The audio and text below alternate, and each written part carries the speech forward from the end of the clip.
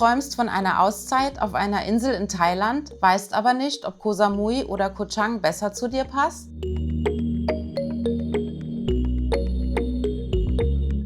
In diesem Video vergleichen wir beide Inseln und zeigen dir, wo dich welches Urlaubsfeeling erwartet. Außerdem bekommst du von uns Tipps zum Transport, Unterkunft, Ausflüge und Kosten. Am Ende hast du die perfekte Entscheidungshilfe für dein nächstes Thailand-Abenteuer.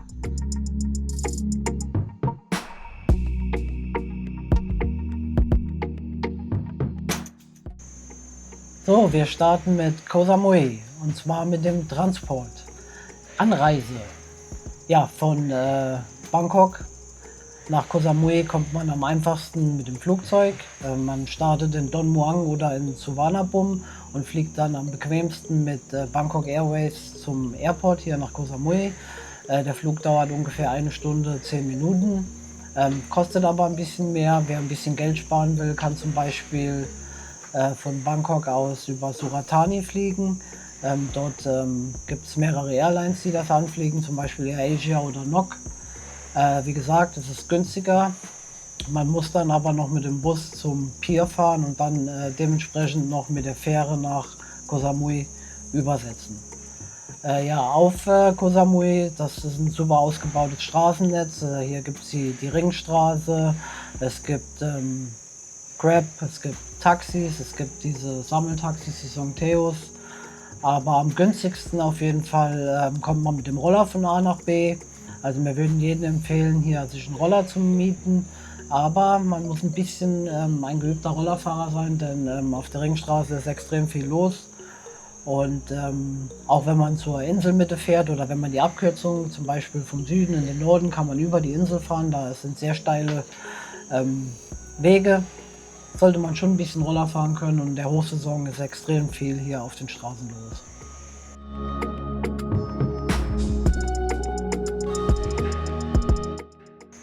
So, jetzt kommen wir zu den Unterkünften. Also Koh Samui ist die zweitgrößte Insel Thailands, entsprechend viele Unterkünfte gibt es.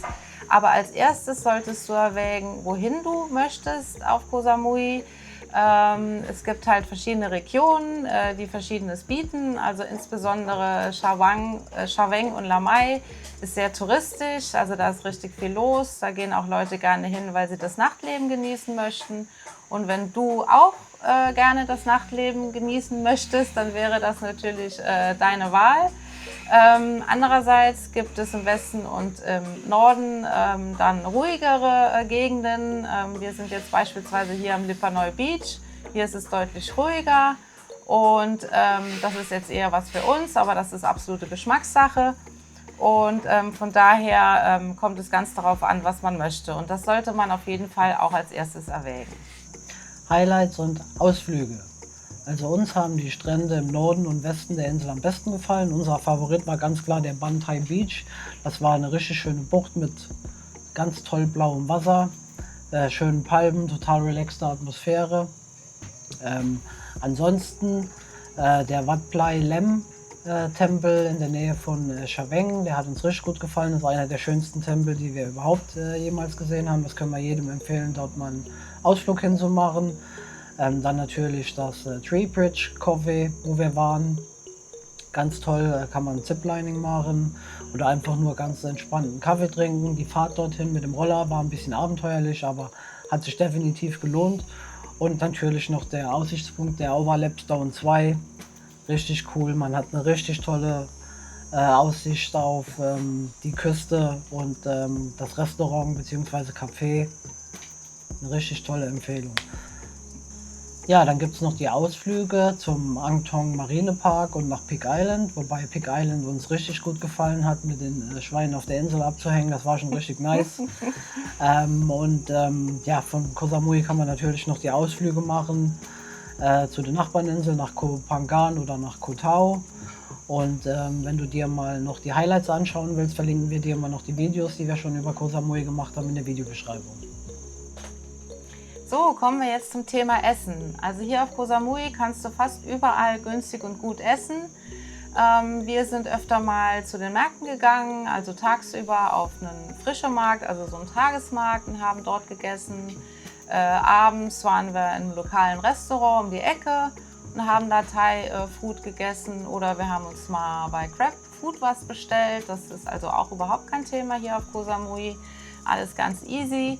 Man kann natürlich auch deutlich mehr ausgeben, wenn man jetzt international ist, also abseits von den Thai-Lokalen. Da kann man natürlich auch richtig viel Geld ausgeben, aber das bleibt ja jedem selbst überlassen. So, jetzt ist Koh Chang dran. Wir starten auch hier mit dem Transport. Also am einfachsten gelangst du auf die Insel mit dem Minivan von Bangkok aus. Die Minivan-Fahrt inklusive Fähre dauert ca. 5 bis 7 Stunden. Auf der Insel gibt es dann weniger Transportmöglichkeiten, wie jetzt hier zum Beispiel auf Koh Samui. Auf Koh Chang gibt es zum Beispiel kein Grab. Taxis haben wir jetzt auch so gut wie keine gesehen, aber es gibt diese Sammeltaxis, die einen zwischen den Stränden hauptsächlich transportieren. Die kann man dann auch von morgens bis spät abends benutzen. Man stellt sich quasi an die Straße, hebt die Hand, dann hält so ein Sammeltaxi an und dann sagt man oder macht aus, wo man hingefahren werden will und bezahlt dementsprechend einen Betrag. Aber auch auf Koh Chang würden wir dir auf jeden Fall empfehlen, einen Roller zu mieten, denn das ist einfach die günstigste und die einfachste Methode, sich auf der Insel fortzubewegen. Auch wenn es steile Hügel gibt, wenn man ein bisschen geübt ist im Mopedfahren, dann sollte das kein Problem sein. So, jetzt kommen wir zu den Unterkünften auf Koh Chang. Also die meisten Unterkünfte oder Hotels im Allgemeinen liegen an der Westküste. Das liegt daran, dass an der Westküste auch die Strände sind. Der bekannteste und größte Strand ist der White Sand Beach. Der ist direkt im Norden und da kommt man als erstes hin, wenn man von der Fähre kommt sozusagen. Da ist auch am meisten los, da gibt es auch große Ressorts. Und je weiter man in den Süden vordringt, umso gemütlicher wird es eigentlich auch was die Unterkünfte angeht. Also da findet man dann eher kleinere Ressorts oder Bungalow-Anlagen. Und als wir auf Koh Chang waren, waren wir im Süden unterwegs und hatten da einen kleinen Bungalow in einem schönen Garten und das hat uns richtig gut gefallen. Und falls ihr euch das anschauen möchtet, den Link findet ihr in der Videobeschreibung. Highlights und Ausflüge auf Koh Chang. Also für uns der beste Strand war der Lonely Beach. Das ist eine unheimlich entspannte und relaxte Atmosphäre dort. Wobei man sagen muss, der White Sand Beach, der ist nicht von schlechten Eltern. Also da kann man auch mal schön gechillt ein Bierchen trinken, so ist es nicht. Der hat uns auch gut gefallen, aber der Lonely Beach ist halt einfach wirklich super cool zum Entspannen. Weitere Highlights auf Koh Chang waren natürlich noch der Lost Place, das ehemalige Grand Laguna Resort. Das war eine coole Erfahrung. Auch dort gibt es einen Strand, aber Achtung, Sandfliegen, da bin ich schön verbissen worden. Dann haben wir noch einen Ausflug zu diesem Mangrovenwald gemacht. Das war eine coole Sache. Da kann man über Holzstege durch den Mangrovenwald gehen. Und wir waren noch zu einem Wasserfall. Es gibt auch sehr viele Wasserfälle auf Koh Chang. Also die Insel hat viel zu bieten. Ja, im Inneren von Koh Chang ist ein richtiger Dschungel. Man kann von oben auch ein Stück weit reinfahren. Da gibt es sehr viele Wasserfälle und Aussichtspunkte noch. Und wer mag, kann von Koh Chang aus auch noch die Nachbarninseln besuchen. Das ist einmal Koh Kut und einmal Koh Mak. Und ja, auf Koh Chang werden auch noch sehr viele Schnorchelausflüge angeboten. Also wer gerne schnorchelt, ist auf Koh Chang auf jeden Fall richtig. Ja, was das Essen angeht, also auf Koh Chang hat man auch eine große Auswahl. Man kann sagen, dass es zu jedem Strand faktisch so eine Art Dorf gibt, wo auch viele Restaurants ansässig sind.